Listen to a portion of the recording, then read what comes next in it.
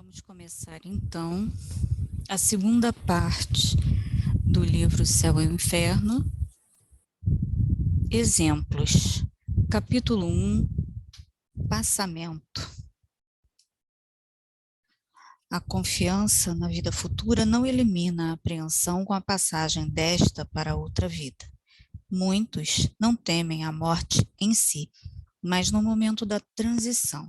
Sofre-se ou não nessa travessia. É isso que os inquieta, e tal é tanto mais relevante por quanto dessa travessia ninguém pode escapar. Na Terra podemos nos recusar a fazer uma viagem. No caso da morte, no entanto, ricos e pobres devem dar o salto. Em sendo penoso esse último, nem posição nem fortuna lograrão mitigar-lhe o amargor. Ao observarmos a placidez de algumas mortes, em contraste com as terríveis convulsões de agonia no caso de outras, podemos de antemão constatar que as sensações experimentadas não são sempre as mesmas. Mas quem nos poderá esclarecer a respeito? Quem nos descreverá o fenômeno fisiológico da separação entre a alma e o corpo? Quem nos contará as impressões desse instante supremo? Acerca desse ponto calam-se tanto a ciência quanto a religião. E por que se calam, então? Calam-se porque falta a ambos o conhecimento das leis que regem as relações entre espírito e matéria. Uma detém-se no limiar da vida espiritual, outra no da vida material. O espiritismo é o elo entre as duas. Somente ele pode dizer como se opera a transição, seja pelas noções mais objetivas que fornece sobre a natureza da alma, seja pela descrição dos que deixaram esta vida. O conhecimento do laço fluídico que une a alma ao corpo é a chave desse fenômeno, assim como de muitos outros. A matéria inerte é insensível. Esse é o fato concreto. Somente a alma experimenta as sensações de prazer e de dor. Durante a vida, qualquer disfunção material repercute na alma, que dela recebe uma impressão mais ou menos dolorosa. É a alma quem sofre, não o corpo. Este é apenas o instrumento da dor. Aquela é o paciente. Após a morte, estando separado da alma, o corpo pode ser mutilado sem maiores consequências, pois nada sentirá. A alma, por sua vez, estando separada do corpo, não receberá nenhuma impressão da degradação deste último. A alma tem sensações próprias, cuja fonte não se encontra na matéria tangível. Nota 153 do editor. A alma sente dor e prazer somente enquanto ligada ao corpo físico que lhe remete essas sensações físicas pelas impressões da sua fisiologia, pelo sistema nervoso. Após a morte, o ambiente do mundo espiritual não mais lhe causa impressões físicas. Desse modo, o espírito imperfeito que relata sofrer fisicamente vivencia, em verdade, uma ilusão, lembrança da sensação que tinha no mundo corporal. As sensações íntimas próprias do espírito humano são derivadas da felicidade, ou quando tem imperfeições a superar, as do sofrimento moral ou da infelicidade. Continuando. O perispírito é o invólucro fluídico da alma, da qual não se separa, nem antes nem depois da morte, e com a qual forma um ente único, por assim dizer, porquanto não se pode conceber um sem o outro. Durante a vida, o fluido perispiritual penetra no corpo em todas as suas partes, servindo de veículo para as sensações físicas da alma. Também é por seu intermédio que a alma age sobre o corpo, dirigindo-lhe os movimentos. A extinção da vida orgânica ocasiona a separação da alma e do corpo pela ruptura do laço fluídico que os une. Essa separação, entretanto, nunca é brusca. O fluido perispiritual desprende-se pouco a pouco de cada um dos órgãos de modo que a separação só é completa e absoluta quando não mais restar um só elemento do perispírito unido a uma molécula do corpo. Nota 154 do editor. Na época de Kardec, a célula era conhecida pela ciência como elemento estrutural dos tecidos, mas não ainda enquanto unidade básica da vida, ser vivo microscópico. Desse modo, refere-se aqui à molécula como menor parte da fisiologia, acompanhando o paradigma aceito na ciência do século XIX. Continuando, a sensação dolorosa que a alma experimenta nesse momento é proporcional à soma dos pontos de contato existentes entre o corpo e o perispírito, assim como a maior ou menor dificuldade e lentidão que a separação apresente. Nota 155 do editor.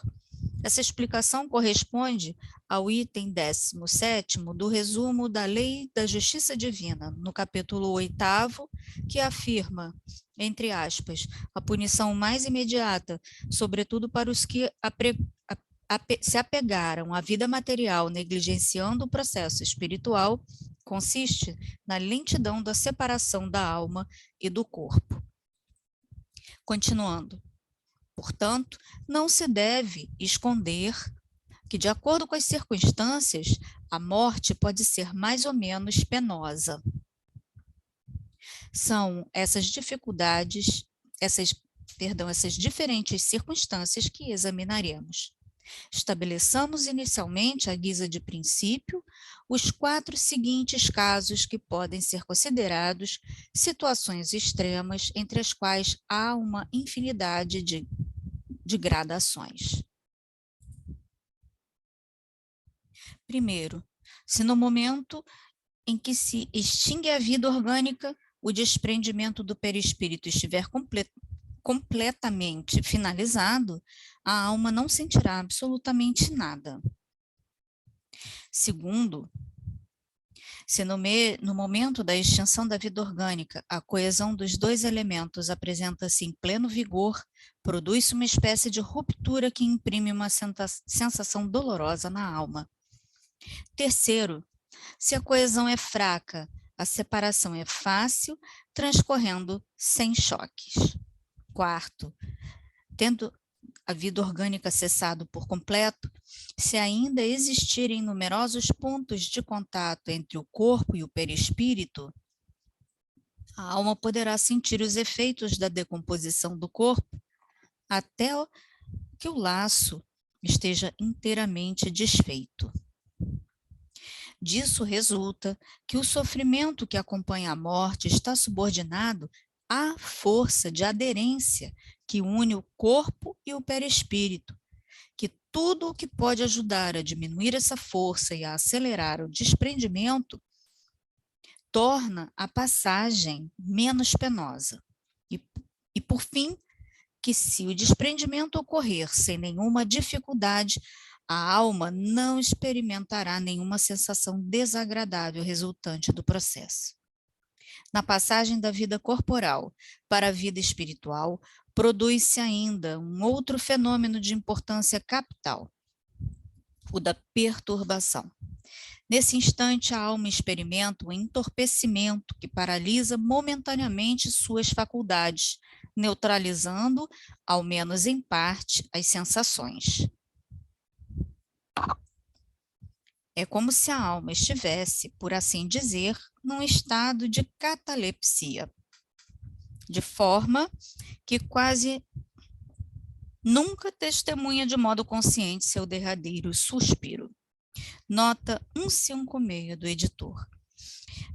Na ciência do magnetismo animal, o sonambulismo era provocado pelo magnetizador, resultando do desprendimento da alma do sonâmbulo de seu corpo, como num sono mais profundo. Neste estado é possível, por um comando, provocar a paralisação ou o estado de inércia e insensibilidade de partes do corpo, ou catalepsia. Esse fenômeno pode ser provocado Difere do somente natural estado de letargia, suspensão geral ou aparência da morte. Continuando. Dizemos quase nunca, porque há casos em que a alma pode dele ter consciência,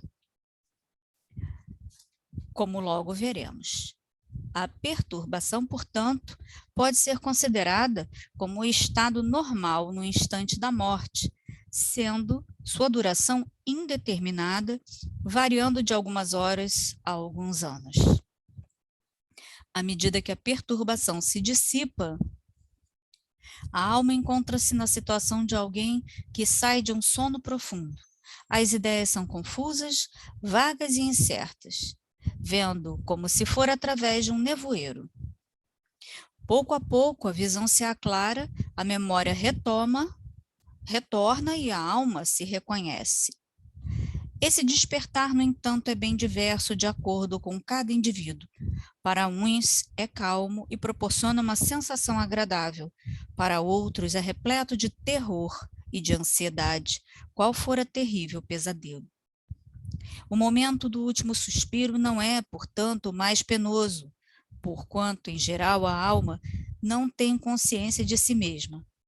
Mas antes dele, a alma sofre por conta do declínio orgânico durante as convulsões da agonia e depois pelas angústias da perturbação. Destaquemos que tal situação não é geral. A intensidade e a duração do sofrimento, como dissemos antes, são proporcionais à afinidade existente entre o corpo e o perispírito. Quanto maior for essa afinidade, mais longos e penosos são os esforços do espírito para se desprender de seus laços. Mas há pessoas nas quais a coesão é tão fraca que o desprendimento se faz por si só e de maneira natural. O espírito separa-se do corpo como um fruto maduro desprende-se de seu caule. É o caso das mortes calmas e despertares pacíficos. O estado moral da alma é o principal fator determinante da maior ou menor facilidade de desprendimento. A afinidade entre o corpo e o perispírito é proporcional à ligação do espírito à matéria, atingindo seu máximo no caso do homem cujas preocupações concentram-se todas na vida e nos prazeres materiais, sendo quase nula no caso daquele cuja alma depurada identificou-se antecipadamente com a vida espiritual. Dado que a lentidão e a dificuldade de desprendimento são proporcionais ao grau de depuração e desmaterialização da alma, depende de cada um de nós tornar tal passagem mais ou menos fácil ou penosa, agradável ou dolorosa. Nota 157 do editor. A constituição do corpo físico é a mesma para todos. Difere o perispírito, que é mais denso e próximo do mundo corporal, para os espíritos inferiores, mas que se torna menos denso, desmaterializado, sutil, proporcionalmente à evolução espiritual do ser. O aperfeiçoamento dá maior liberdade, mobilidade, leveza e expansibilidade ao perispírito. Assim, no mundo espiritual, o espírito elevado tem melhores recursos para interagir e atuar no bem. Continuando. Isso posto, há um tempo, como teoria e como resultado das observações, resta-nos examinar a influência do gênero da morte sobre as sensações da alma no derradeiro momento. No caso da morte de morte natural, a que resulta da extinção das forças vitais por conta da idade ou da doença, o desprendimento transcorre gradualmente. No caso do homem cuja alma é desmaterializada e cujos pensamentos estão desligados das coisas terrestres, o desprendimento processa-se quase por completo antes da morte real. O corpo ainda vive a vida orgânica, conquanto a alma já tenha adentrado a vida espiritual, estando presa ao corpo somente por um laço muito tênue que se rompe facilmente ao último batimento do coração. Nessa situação, o espírito já pode ter recuperado sua lucidez, sendo testemunha consciente da extinção da vida de seu corpo, do qual se sente feliz de se libertar. Para tal espírito, a perturbação é quase inexistente, não sendo mais do que um momento de sono tranquilo, de que emerge com indizível impressão de felicidade e de esperança. No caso do homem apegado à matéria e à sensualidade, aquele que viveu mais através do corpo do que do espírito, e para quem a vida espiritual nada representa, nem sequer uma realidade em seu pensamento, tudo contribuiu para fortalecer mais os laços que o ligam à matéria, nada os tendo atenuado durante a vida. Ao aproximar-se a morte, o desprendimento também transcorre gradualmente, porém, mediante esforços contínuos. As convulsões da agonia representam um indício da luta que enfrenta o espírito, algumas vezes anelado, romper os laços que lhe resistem, agarrando-se outras vezes ao corpo do qual irresistível força arrebata-o violentamente, fragmento por fragmento. O espírito apega-se tanto mais à vida corpórea, quanto menos divisa além dela. Sente que se lhe escapa a vida e deseja retê-la. Em vez de se entregar ao movimento que o carrega, resiste com todas as forças, podendo assim prolongar a luta por dias, semanas ou meses inteiros. Nesse momento, de certo, o espírito não goza de toda a sua lucidez. Conquanto tenha a perturbação começado muito antes da morte, nem por isso sofre ele menos, e o vazio em que se encontra e a incerteza sobre o que lhe advirá, somam-se às suas angústias. A morte chega, mas nem tudo se acaba. A perturbação continua. Ele sente que vive, mas não sabe se material ou espiritualmente, lutando ainda até que se tenham rompido os últimos liames do perispírito. A morte, pois, efetivamente fim à enfermidade, mas não lhe deteve as consequências. Enquanto existam pontos de contato entre o perispírito e o corpo, o espírito receberá repercussões deste último, com elas sofrendo. Bem diferente é a posição do espírito, desapegado da matéria, mesmo nas doenças mais cruéis. Os laços fluídicos que o unem ao corpo, sendo muito tênues, rompem-se sem qualquer abalo, e então sua confiança no futuro, que ele já entrevê pelo pensamento e por vezes mesmo pelo fato, faz com que encare a morte como uma libertação de seus males, como uma prova, advindo-lhe daí uma calma moral e uma resignação que lhe amenizam o sofrimento. Após a morte, rompem-se os laços de imediato e nenhuma reação dolorosa se produz. Ao despertar, o espírito sente-se livre, disposto, aliviado de um grande peso e muito feliz por não mais sofrer. Na morte violenta, as condições não são exatamente as mesmas. Nenhum declínio orgânico parcial pode ensejar uma separação prévia entre o corpo e o perispírito. A vida orgânica, em sua plenitude, é subitamente interrompida. O desprendimento do perispírito começa apenas após a morte. E nesse, como nos outros casos, não pode transcorrer instantaneamente. O espírito, pego de surpresa, encontra-se atordoado. Ao perceber que pensa, no entanto, acredita-se ainda vivo, perdurando tal ilusão até que se dê conta da sua situação. Nota 158 do editor. Essa explicação corresponde ao item 18º do resumo da Lei da Justiça Divina do capítulo 8º, que afirma, entre aspas, um fenômeno muito frequente nos espíritos de certa inferioridade moral consiste em acreditar que ainda estão vivos, e essa ilusão pode prolongar-se durante anos. Continuando, esse estado intermediário entre a vida corporal e a vida espiritual é um dos mais interessantes para estudo, porque apresenta o singular espetáculo de um espírito que confunde seu corpo fluídico com o seu corpo material, experimentando todas as sensações da vida orgânica.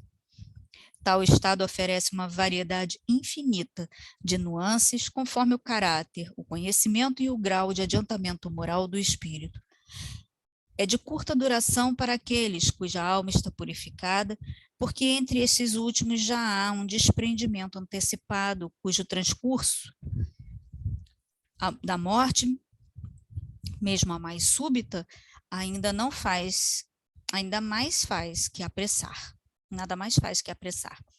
Em outros, pode prolongar-se por anos. Esse estado é muito frequente, mesmo nos casos de morte comum, e para alguns nada tem de penoso, segundo as qualidades do espírito, mas para outros é uma situação terrível. É no suicídio, principalmente, que essa situação é mais penosa. Estando o corpo ligado ao perispírito por todas as suas fibras, as convulsões orgânicas repercutem todas na alma, que experimenta atrozes sofrimentos delas provenientes. O estado do espírito no momento da morte pode ser assim resumido. Quanto mais lento é o desprendimento do espírito, mais o espírito sofre. A rapidez do desprendimento é proporcional ao grau de adiantamento moral do espírito. Para o espírito desapegado da matéria, da consciência pura, a morte é um sono de alguns instantes, isento de todo sofrimento e cujo despertar é de plena tranquilidade. Para que se trabalhe pela própria depuração, reprimindo as más tendências e superando as paixões, é preciso ver as vantagens de tal ação no futuro. Para identificar-se com a vida futura, dirigindo-lhe as aspirações e preferindo-a à vida terrestre, é preciso não apenas crer nela, mas compreendê-la. É preciso concebê-la de forma satisfatória para a razão, em completo acordo com a lógica, com o bom senso e com a ideia que se tem da grandeza, da bondade e da justiça de Deus. De todas as doutrinas filosóficas, o Espiritismo é aquela que exerce sobre esse aspecto a mais poderosa influência por conta da fé inabalável que proporciona. O espírita sério não se limita a crer. Ele crê porque compreende, e compreende porque se dialoga com a sua razão. A vida futura é uma realidade que transcorre continuamente sobre a vida, sob sua vista. Ele a vê e a toca, por assim dizer, em cada uma de suas fases, não podendo a dúvida encontrar guarida em sua alma. A vida corporal para ele desaparece, de tão limitada diante da vida espiritual, que é a verdadeira vida. Daí a pouca irrelevância que dá aos incidentes do caminho, assim como a sua resignação diante das vicissitudes cuja causa e utilidade ele compreende. Sua alma se eleva pelas relações diretas que mantém com o mundo invisível. Enfraquecem-se os laços fluídicos que o ligam à matéria, ocorrendo assim um desprendimento parcial antecipado, que facilita a passagem desta para outra vida. A inevitável perturbação da transição é de curta duração, porquanto tão logo seja transposto o limiar, o espírito se reconhece. Nada lhe é estranho, dando-se conta da sua situação. Seguramente o espiritismo não é indispensável para tal resultado. Tampouco tem a pretensão de ser o único a garantir a salvação da alma, mas a facilita pelos conhecimentos que proporciona, pelos sentimentos que inspira e pela disposição em que coloca o espírito, fazendo-o compreender a necessidade de aperfeiçoamento. Além disso, o Espiritismo dá a cada um os meios de facilitar o desprendimento dos outros espíritos no momento em que eles deixam seu invólucro terrestre e de abreviar a duração da perturbação através da prece e da evocação. Através da prece sincera, que é uma magnetização espiritual, provoca-se uma dissolução mais célere do fluido perispiritual. Através da evocação conduzida com sabedoria e prudência, juntamente com palavras de benevolência e de encorajamento, tira-se o espírito do torpor em que se encontra, ajudando-o a reconhecer-se mais rapidamente. Nota 159 do editor. Na magnetização espiritual, a prece chega ao espírito que sofre como um estímulo para que soerguido em sua vontade, ele possa reequilibrar-se, conquistando os benefícios da lucidez espiritual e do bem-estar do desprendimento. Continuando. Se ele sofre, estimula-se-lhe o arrependimento, única maneira de abreviar os sofrimentos. Nota 160 do autor. Os exemplos que citaremos mostram os espíritos nas diferentes fases de felicidade e de infelicidade da vida espiritual. Não fomos procurá-los nas personagens mais ou menos ilustres da antiguidade, cuja situação pode ter mudado consideravelmente desde a existência pela qual os conhecemos e que não ofereceriam ademais provas adequadas da sua autenticidade. Tomamos esse exemplo das circunstâncias mais ordinárias da vida contemporânea, porque são aquelas com que cada um pode melhor se identificar e de onde, por comparação, podem se tirar as instruções mais proveitosas. Quanto mais a existência terrestre dos espíritos se aproxima da nossa, pela posição social, pelas relações ou pelos laços de parentesco, mais nos interessamos por eles e mais fácil torna-se a confirmação da sua identidade. As situações comuns são as mais numerosas e, por isso, cada um pode tomá-las mais facilmente como exemplo. As situações excepcionais nos comovem menos, porque saem da esfera dos nossos hábitos. Não foram tais casos, portanto, os que procuramos. E se há entre os exemplos escolhidos algumas individualidades de renome, a maior parte é completamente desconhecida. Nomes de repercussão nada teriam a acrescentar à instrução, podendo ainda ferir suscetibilidades. Não nos dirigimos nem aos curiosos, nem aos sedentos de escândalos, mas àqueles que buscam instruir-se seriamente.